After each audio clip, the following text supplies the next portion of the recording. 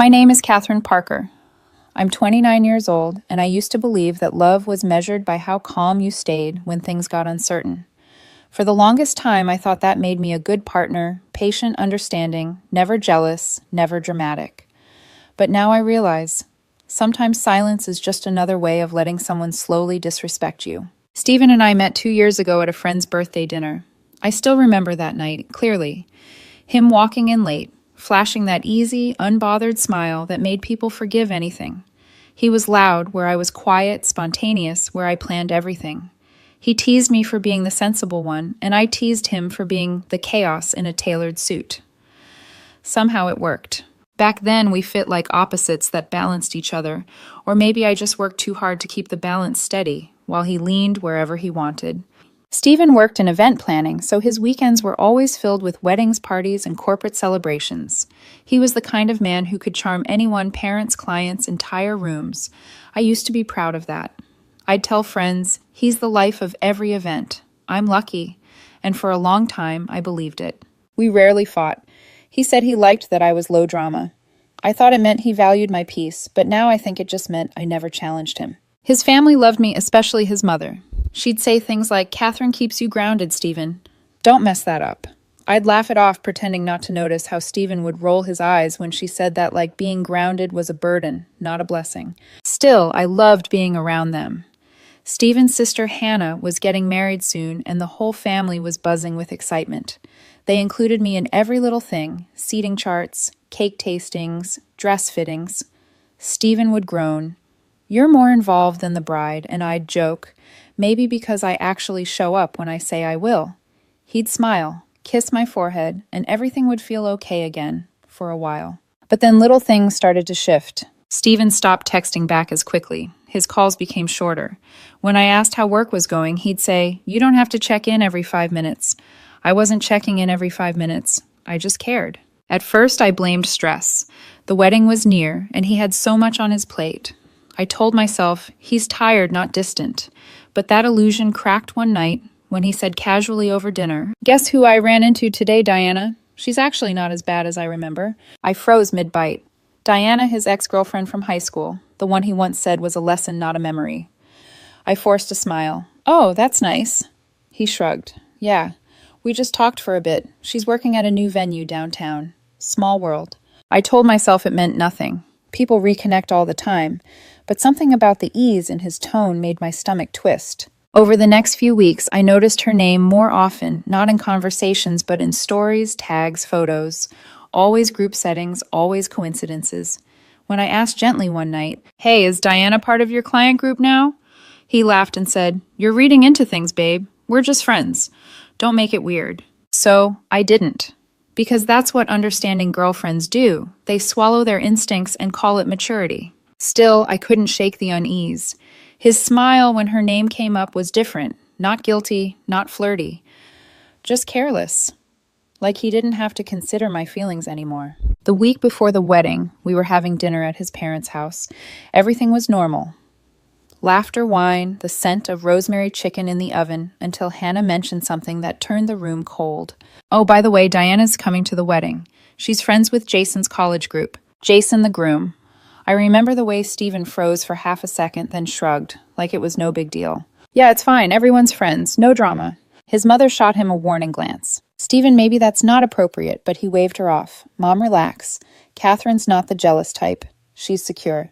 That word again. Secure. It felt less like a compliment and more like an excuse. I smiled politely through dinner, but something in me started shutting down. It wasn't about Diana. It was about the way he assumed my silence was guaranteed. Later that night, as I washed dishes beside his mom, she touched my arm gently and whispered, "You don't deserve to be tested like that, dear." I smiled weakly. "It's just a wedding, Mrs. Lewis. I'm fine." She sighed like she knew I wasn't. 2 nights before the wedding, Stephen texted me while I was getting ready for bed. "Just a heads up, Diana might be there with a date. Don't make things awkward." No. "Hey, how was your day?" No. "You okay with that?" Just an instruction. Don't make things awkward. I stared at the screen for a long time before replying. Noted. He sent back a thumbs up emoji. That was it. As I put my phone down, I caught my reflection in the mirror. Tired eyes, clenched jaw. A small smile that didn't reach my eyes. I whispered to myself, "It's just one night. Be calm, be graceful. Don't let anyone see you break." But deep down, I already knew something was shifting, and it wasn't just between us. Something was breaking quietly inside me. Something I wasn't sure I'd be able to fix after the wedding. The morning of the wedding felt deceptively peaceful sunlight, spilling through the curtains, soft music from the street below. I remember looking at my reflection, straightening my dress, and telling myself, "Smile, Catherine. It's Hannah's day. Don't let his choices ruin it." Stephen had already left early to help the groomsmen. I texted a quick, "Good luck, see you there," but he didn't reply. Not unusual anymore. When I arrived at the venue, a sprawling garden draped in fairy lights, his family greeted me warmly. His mother hugged me tightly, whispering, "You look beautiful, dear." Her tone was kind, but her eyes were searching mine, as if silently asking, "Are you ready for whatever happens tonight?" I smiled, pretending I was. The ceremony began. It was everything you'd expect from a perfect wedding, the bride radiant, the groom trembling, the air thick with happy tears. Stephen stood by his sister's side, laughing, confident, charming. For a while, I let myself forget everything else. For a while, I just loved him again. When the vows ended and the applause echoed, he looked at me across the aisle and smiled that old boyish grin that used to melt my heart. For a fleeting moment, I thought maybe I'd overthought everything. Maybe Diana wouldn't even show up. But then she did. I saw her enter the reception hall just as the music started. Diana in a backless silk dress, her hair cascading like she'd stepped out of a magazine spread. She hugged the groom, laughed with mutual friends, and within minutes she was surrounded by people. And then, inevitably, Stephen found her. It started small, a handshake, then a hug that lasted too long. From across the room, I could see her fingers linger at his collar. Someone at my table murmured, "Weren't they a thing ages ago?" My stomach nodded. I forced myself to take a sip of champagne, pretending not to care. When I finally caught Stephen's eye, he smiled and gestured like, "See, everything's fine." Except it wasn't. Not for me. The music shifted, a slow, sultry rhythm that made couples drift to the dance floor. Hannah and her new husband led the first dance, glowing under the soft lights. Everyone clapped and cheered. And then as the next song began, I saw something that made my breath hitch. Stephen and Diana, on the dance floor, together. At first, it looked harmless. They were talking, laughing, just two old friends catching up. But then the space between them began to close. His hands moved from her shoulders to her waist. She leaned back into him, smiling. People noticed. The whispers started like a ripple through water. Her friends grinned. Phones half raised. His mother's smile froze. Hannah's husband frowned. And I just sat there, frozen, every heartbeat echoing louder than the music. One of the bridesmaids leaned toward me, her voice cautious. "Catherine, are you okay?" I blinked slowly, forcing a smile. "Of course. It's just a dance." The words left my mouth before I could stop them, words he'd use against me later. Then, as if the universe was cruelly scripted, Stephen looked straight at me, while Diana swayed against him, their movements too close, too intimate, too deliberate. And instead of guilt, his expression shifted into something worse. A smirk. My throat tightened. My hands trembled under the tablecloth. Across the hall, his father muttered under his breath, "Unbelievable." His mother whispered, "She's watching Stephen. Stop." But he didn't. He just laughed, spinning Diana around as if I didn't exist. That's when I stood up, slowly, calmly, like someone whose body had stopped shaking even though her heart hadn't. Stephen noticed. He released Diana's hand and started walking toward me, the smirk still there, like this was some kind of game. "Catherine," he said, half laughing, "come on, don't be dramatic. It's just a dance. Relax." The same tone people use when they've already decided your feelings don't matter. I stared at him for a long moment, then said quietly, "Right, just a dance." Then I turned and walked toward the exit. No yelling, no tears, just the sound of my heels clicking against the floor sharper than the music behind me. Outside, the night air hit me like cold glass. I could still hear laughter and applause echoing from the hall, two sounds that suddenly felt cruelly out of place. I walked past the rose-covered archway through the parking lot and to my car. Halfway there, my phone buzzed. "Stephen. Stephen. Where are you going?" "Stephen. Don't make a scene, Catherine. It was a joke." "Stephen. You're embarrassing yourself." Each message came faster than the last. My screen glowed, my hands steady now in a way they hadn't been all night. I typed only one sentence. "You just showed everyone what I meant to you." Then I turned off my phone and drove home. No music, no tears, just silence. Because silence, I realized, is louder than begging someone to respect you. Back in my apartment, I set my clutch on the counter and looked at the dress I'd spent weeks picking out. It suddenly felt ridiculous, too soft, too forgiving. I took it off carefully, folded it neatly, and whispered to my reflection, "That's the last time I pretend I'm fine for someone who treats me like scenery." My reflection didn't answer. But for the first time in months, the woman staring back at me didn't look small. She looked done. The next morning, my phone was still face down on the counter, buzzing relentlessly. When I finally turned it over, there were 23 unread messages from Stephen. "You seriously left over that. Everyone thinks you overreacted. It was just a dance. You're making me look bad. No, I'm sorry. No, are you okay?" Just a list of excuses dressed up as logic. I sat there at the kitchen table watching sunlight crawl across the floor, feeling nothing but exhaustion.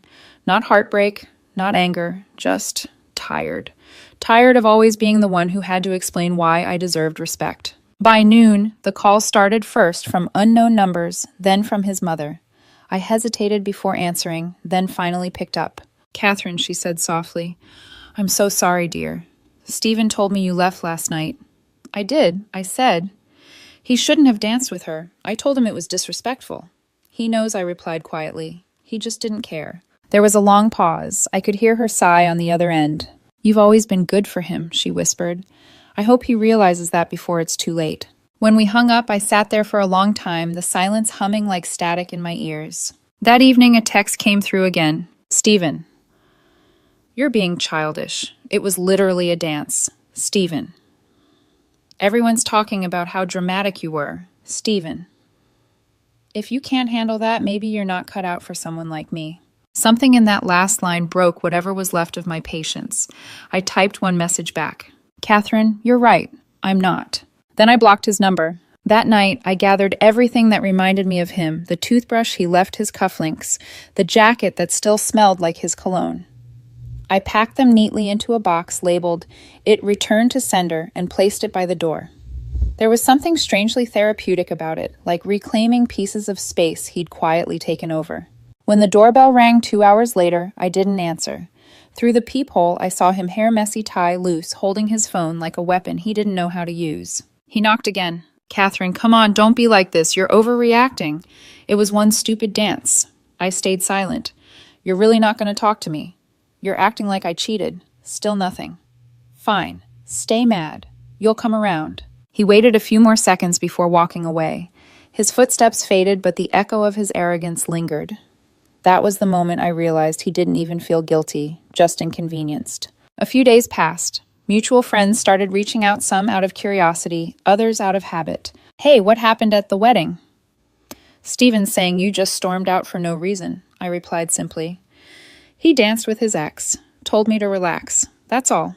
No dramatics, no embellishment, just the truth." Apparently, the truth was enough. It traveled faster than his version ever could. Soon, messages from his side stopped altogether.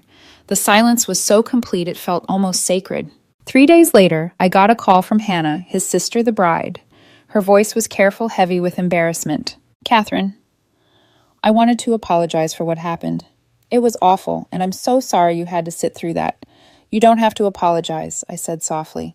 "It wasn't your fault. Mom and Dad are furious with him," she continued. "They said he ruined the wedding video." "Video?" I asked, frowning. "Yeah, the videographer caught the whole thing. You can see everything, the dance, the looks your face when you left. It's hard to watch." For the first time, I almost laughed. "That sounds about right." Hannah hesitated. "He's been a mess, you know. Keeps saying you ghosted him, but honestly, I think he's just embarrassed." Embarrassed, the word people use when they don't want to say wrong. Before we hung up, she said quietly, "You deserve better, Catherine. For what it's worth, everyone saw what happened." That night, I sat on my balcony, the city lights flickering below, thinking about those words. Everyone saw what happened. For so long, I'd been afraid of being misunderstood, of people believing his version instead of mine. But suddenly I realized it didn't matter, because I saw what happened. I knew the truth, and that was enough. A week later, Stephen tried again, this time from a different number. "I miss you. We can fix this. You know I didn't mean to hurt you." I didn't reply. Silence, I'd learned, was the only response that couldn't be twisted into a debate. Still, I read every word. Not because I was tempted, but because it reminded me who I refused to become again. By the fourth day, the tone shifted. You're really just going to ignore me. You think you're better than me. You'll regret this. No one will ever love you like I did. That one made me laugh. A quiet, disbelieving laugh that came from finally being free. Because he was right about one thing: no one would ever love me like he did. And that was exactly the point. 2 weeks later, his mother texted me again. He's struggling. Keeps saying he doesn't understand why you won't talk to him. Because I don't need to, I typed back. Then I deleted the chat and sat back breathing deeply, as if exhaling months of quiet humiliation in one long, steady breath. For the first time, the silence didn't feel empty. It felt powerful. And I realized something I wish I'd learned years ago. Love doesn't always end with anger. Sometimes it ends with peace. A peace so absolute, it leaves the other person wondering if they ever mattered at all. It started with a message from Hannah. Just 3 words. It's online now. I didn't know what she meant at first until my phone buzzed again with a link, the wedding video. It was the full version, 38 minutes long, beautifully edited, the kind of sentimental montage that should have been a keepsake for the newlyweds. Except now it had a different legacy. Somewhere around the 20-minute mark, the camera panned to the dance floor the moment Stephen and Diana decided to turn someone else's wedding into their reunion stage. The music soft, the lights romantic, his hands on her waist. And me, visible in the background, frozen at the table watching, before quietly standing and walking out of frame. The comments were already piling up beneath the upload. Yikes, poor girlfriend, who dances like that at his sister's wedding. She handled it with more class than I ever could. Each line was like a strange kind of justice. Not revenge, just confirmation. Proof that I hadn't imagined the disrespect, that the world had in fact seen what I saw. By that weekend, the clip had been shared around their family circle through group chats, Facebook threads, and old classmates. The phrase "pulling a Stephen" became an inside joke, a warning against public stupidity. Stephen's mother called me voice low. "Catherine, I want to apologize again. I had no idea the video would go public. It's not your fault," I said. "It's just the truth finally showing itself." She sighed. "He's miserable. Keeps saying everyone's turned on him. Even his boss saw it. Maybe he'll learn something from it," I murmured. "I hope so," she replied, though I doubt it. 2 nights later, Stephen messaged me again from yet another new number. This time, the tone was different. "I know you've seen the video. I didn't mean for it to look like that. You know I love you. Right? I just got caught up in the moment. Please, Catherine, can we talk just once?" I read the text under the dim light of my bedroom. My cat curled beside me, a cup of cold tea, untouched on the nightstand. There was a time I would have answered, would have given him space to explain the inexcusable, but I'd already learned explanations are just new ways to reopen healed wounds. So I let the messages sit unread. That same week, I met up with Maya, a mutual friend who'd been at the wedding. We hadn't spoken since. She hugged me tightly at the cafe. "Catherine, I just wanted to say, I'm proud of how you handled everything." "Thanks," I said quietly. "Stephen's been spiraling. He told people he lost his job. Apparently his clients didn't want him planning their events after the video went viral." I nodded slowly, stirring my coffee. "I didn't want this," I said truthfully. "I just wanted peace." Maya gave a small, knowing smile. Sometimes peace comes after the storm decides to drown itself. We sat in silence for a bit. The cafe hummed with normal life laughter, coffee machines, clinking cups. It was strange how the world stayed steady while someone else's fell apart. That night, as I walked home through the soft drizzle, I got another message. "Stephen, everyone's laughing at me. My mom won't talk to me. Hannah blocked me. Are you happy now?" I paused on the sidewalk, raindrops tapping my phone screen. Happy, no. But finally at peace, yes. I didn't reply. I just locked my phone and kept walking, my reflection flickering across the wet pavement like a ghost I'd finally stopped chasing. A week passed before he tried again, this time at my workplace. It was Friday afternoon, quiet in the office, when the receptionist whispered, "There's someone asking for you downstairs." I went to the lobby and saw him standing there, no swagger, no charm. Just Stephen, shoulders slumped, eyes tired. He was holding a small paper bag, his favorite peace offering coffee, my usual order. "Hey," he said softly, "you look good." "Stephen," I said evenly, "you shouldn't be here. I just wanted to apologize. Properly, you already did. Many times." Between insults, he flinched.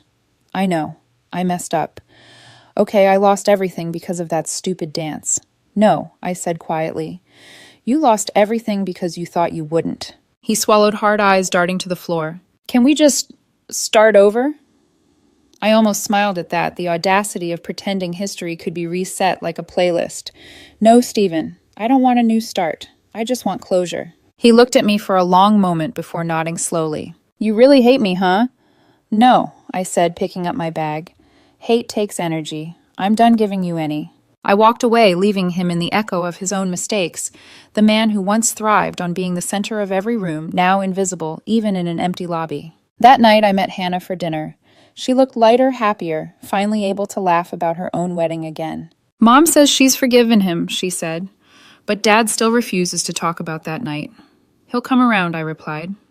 Time has a way of humbling people. And you? She asked. Have you forgiven him? I thought about it for a while, then smiled softly. Forgiveness isn't for him, it's for me.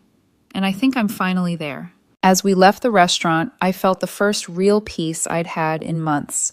Not the fragile, forced calm I used to perform, but the kind that comes when you know you've survived something without losing yourself. Still deep down, I knew this wasn't over yet. Because people like Stephen don't disappear quietly, they return when the silence starts to suffocate them. And I could already sense it. He wasn't done chasing closure, but this time I was ready. It was a Tuesday afternoon when I saw him again. I had just stepped out of my office, the sun already low, the air heavy with that late-day stillness that makes the world feel paused. I was scrolling through my phone when I heard it. Catherine, wait. I turned. Stephen stood at the edge of the parking lot, hands shoved into his jacket pockets, face pale and drawn. The confident, untouchable man I once fell for looked like a stranger. He took a hesitant step forward, his voice low. I know you don't want to see me. Just, please give me 5 minutes. I should have walked away, but there was something in his tone, defeated, almost human, that made me nod once silently. We stood near the car park entrance, the hum of the city faint in the background. For a long time, neither of us spoke. He broke the silence first. You really haven't answered any of my messages. There's nothing left to say, I replied calmly. He gave a humorless laugh. I deserve that. I thought if I could explain what I interrupted. How you humiliated me in front of your entire family and then told me to relax. His jaw tensed. He looked away. I made a mistake, Catherine. I was drunk. I didn't think. No, I said softly. You did think. You just didn't care. He flinched like the words hit harder than he expected. Everyone hates me now, he muttered. My mom barely talks to me. Hannah's furious. Diana. He stopped himself. What about Diana? I asked. She's with someone else, he said bitterly. Apparently I'm the joke now. Feels like karma, doesn't it? I met his eyes steady and calm. Karma isn't revenge, Stephen. It's a mirror. He sighed, running a hand through his hair. I just wanted to say I'm sorry. For everything. You didn't deserve that. I messed up the best thing I ever had. There it was, the apology. I thought I wanted months ago, but now that it was here, it felt hollow. Too late. Too small, like handing someone a bandage after setting the fire. I crossed my arms, watching him struggle to find the right words. You know, I said quietly, I used to think if someone hurt you, the only way to move on was to hear them admit it. But I don't need that anymore. He frowned. Then why are you here to see if I still cared? I took a deep breath. Turns out I don't. He looked like I'd just taken the last bit of oxygen from his chest. You're cold, Catherine. No, I said softly. I'm calm. There's a difference.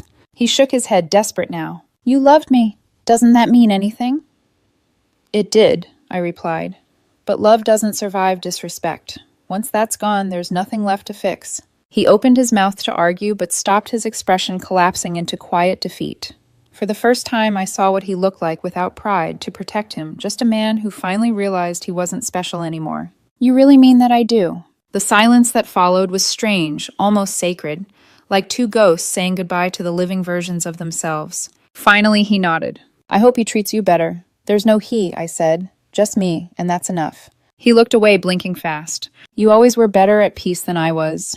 You just never stopped to notice, I replied. He gave a small broken smile, the kind people wear when they know they've lost the one person who truly saw them. Take care, Catherine, he said finally. You too, I answered. Then he turned and walked away. I stood there long after he left, the sound of his footsteps fading into traffic. The world felt strangely light. No bitterness, no regret, just air, clean and quiet. As I walked toward my car, music drifted from the restaurant across the street. A wedding party inside, couples dancing beneath warm lights. The same song from that night floated through the air, distant but unmistakable. I stopped for a second listening. Once that song had made my heart ache. Now it was just a melody, pretty harmless, ordinary. I smiled, whispering under my breath, "You can't haunt me with what I've already outgrown." Then I opened my car door, sat down, and exhaled. The chapter was over. The silence, once heavy and suffocating, now felt like freedom. For the first time in months, I drove home without checking my phone. 6 months later, peace had become my daily routine. No dramatic texts, no overthinking, no waiting for a reply that would only hurt. My mornings began with sunlight and coffee instead of anxiety. My nights ended in quiet, not confrontation. Stephen had become a ghost story, the kind that used to keep me awake, but now barely made me blink. Every so often, I'd hear snippets about him from mutual friends. He moved back in with his parents. He quit event planning. He's been trying to start fresh. But the thing about people who destroy their own peace is they never start over. They just circle back to the same chaos, hoping someone else will rebuild it for them. I'd stopped being that someone. Life was simple again. I'd joined a pottery class on weekends, started running in the mornings, and even adopted a stray cat that liked to sleep beside my laptop when I worked. Sometimes I'd catch myself smiling for no reason, not because something happened, but because nothing did. No drama, no noise, just stillness. Peace, I realized, doesn't come from getting the closure you want. It comes from deciding you don't need it. One quiet Friday evening, my phone buzzed with a message from an unknown number. I didn't recognize it at first until I read the first word. "Stephen, hey, it's me." For a moment, I stared at the screen, the words blurry under the soft glow of my bedside lamp. 6 months, and he still found a way back to my phone. Another message followed almost immediately. "Can we please talk? I saw you in Maya's story. You look happy. I'm glad. I just wish things had gone differently. I miss you, Catherine. I really do." The old version of me would have felt that familiar ache, that tug of nostalgia mixed with pity. But now it just felt distant, like hearing a song I'd outgrown. Still, curiosity made me type a simple reply. "What do you want, Stephen?" The 3 dots appeared instantly. "Just closure. I've been through a lot since the wedding. Lost friends. My family barely talks to me. And Diana," I stopped reading for a moment and whispered, "Of course," he continued. "She moved on. Turns out she was just using me. I guess I just wanted to say sorry. I didn't realize what I had until it was gone. You were always too good for me. Maybe too good." I leaned back, letting the silence of my apartment fill the gaps between his words. Apologies always sound honest when the world stops applauding them. Then another message appeared. "Maybe we could get coffee sometime just to catch up. No pressure." My fingers hovered over the screen. Then I typed slowly and deliberately, "No need, I've already got closure." He didn't respond right away. Then one final text. "You really don't care anymore, do you? After everything after us, you just moved on like I never mattered." I waited a few seconds before replying. "You mattered. You just don't anymore." This time there was no follow-up message, just silence, the kind that used to sting, but now felt like completion. 2 weeks later, I ran into Maya again at a local cafe. She waved, smiling. "You look peaceful," she said, sipping her latte. "That's because I am," I replied. "Did you ever hear from him again once?" It ended in 2 sentences. "Good," she said. "You deserve the ending on your terms." We talked about everything else, work, travel, the stray cat I named Luna. And for the first time in a long while, my life felt completely mine. When I left the cafe, the air was warm, soft. Down the street, a restaurant was hosting a wedding reception, laughter spilling out onto the sidewalk. Fairy lights glowing in the dusk. For a moment, I stood there watching through the glass, the sound of music floating out the same song from that night. I waited to see if it would hurt. It didn't. It was just another love story in motion, and I was just another passerby who finally understood that some endings aren't tragedies, they're transitions. As I walked home, I thought about everything Stephen once told me. He wanted passion, excitement, attention. I wanted steadiness, respect, peace. In the end, we